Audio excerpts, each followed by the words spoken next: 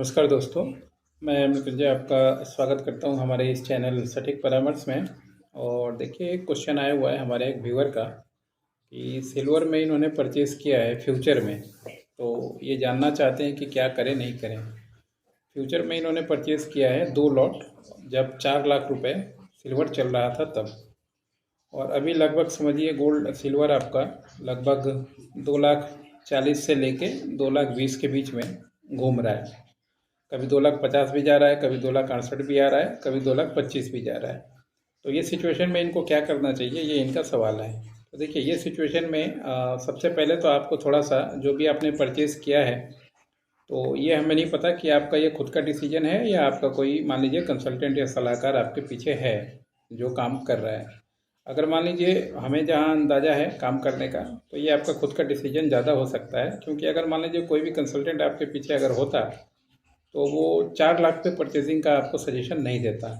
क्योंकि जो भी जैसे हम लोग यूज़ करते हैं अपने क्लाइंटों के लिए भी जो खबर देते हैं बताते हैं, तो बोलिंजर बैंड हम लोग बेसिकली यूज़ करते हैं, एक ही चीज़ में मास्टर करके रखिए वो ठीक है।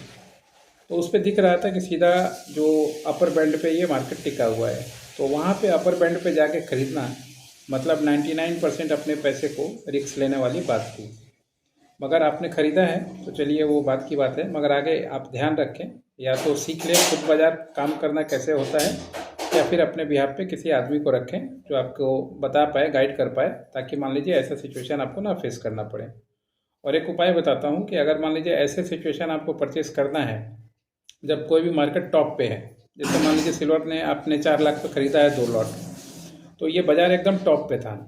तो जब फ्यूचर में आप कभी भी कोई टॉप पे ख़रीदें तो या तो नीचे का स्टॉप लॉस लगाएं, और अगर मान लीजिए स्टॉप लॉस नहीं लगाना चाहते तो फिर आज ऑप्शन में जाके उसका एक पुट जरूर बाई कर लें।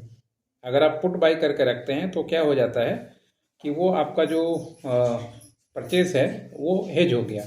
यानी अगर मान लीजिए आपको एक तरफ मुनाफा हो रहा है तब तो आपने 2 लॉट खरीद के रखा है, आपको बेनिफिट होगा।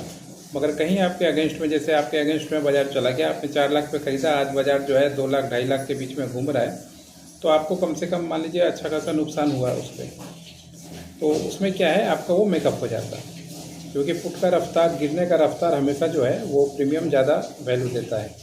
तो उसमें आप आराम से बच जाते और काम आपका हो जाता और आपको इतना पैनिक या हेडेक नहीं होना पड़ता। मगर अभी जो सिचुएशन में आप हैं, तो 2026 का ये मार्केट है, तो इसमें आपको एक ही स्ट्रेटजी अपनाना चाहिए। या तो मान लीजिए आप एक लेवल पे अपना स्टॉप लॉस लगा के छोड़ दीजिए, या फिर मान लीजिए थोड़ा इंतज़ार कर सकते हैं कि बाज़ार अगर कहीं 3 लाख के आसपास, 2,80,000, 3 लाख के आसपास अगर कहीं रिटर्न वापस करे, तो फिर आप वहाँ पे कम से कम मिनिमम जो आपका लॉस हो सकता है वो लेके निकल जाइए।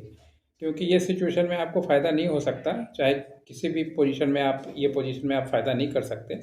इसमें क्या है, आपको एक ही चीज़ मैनेज करना है, वो है रिस्क, कि कितना आप लॉस ले सकते हैं और कितने लॉस पे आपको बाहर निकल जाना है। अभी जो आपका पोजीशन है उसमें यही चीज़ है।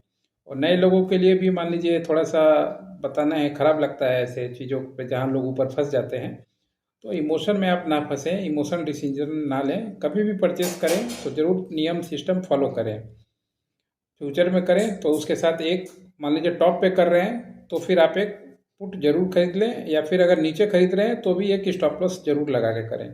और इतना बड़ा जब पैसा लगा रहे हैं तो उससे अच्छा है किसी साल भर में किसी कंसल्टेंट का आप ईयरली कंसल्टिंग ले लें, फिर अपना पैसा लगाएं, तो वो आपके लिए और ज़्यादा भी सुरक्षित हो सकता है। आशा करता हूँ चीज़ आपको समझ में आया होगा, जो हमने बताया कि किस तरीके से ऐसे पोजीशन को मैनेज किया जाता है और अभी आप क्या करें। क्लियर जो वर्डिंग था वो बता दिया, अब आगे आप उसको फॉलो करते हैं तो बहुत अच्छा है, नहीं करते हैं तो भी आपकी मर्जी। आज के लिए इतना ही, नमस्कार।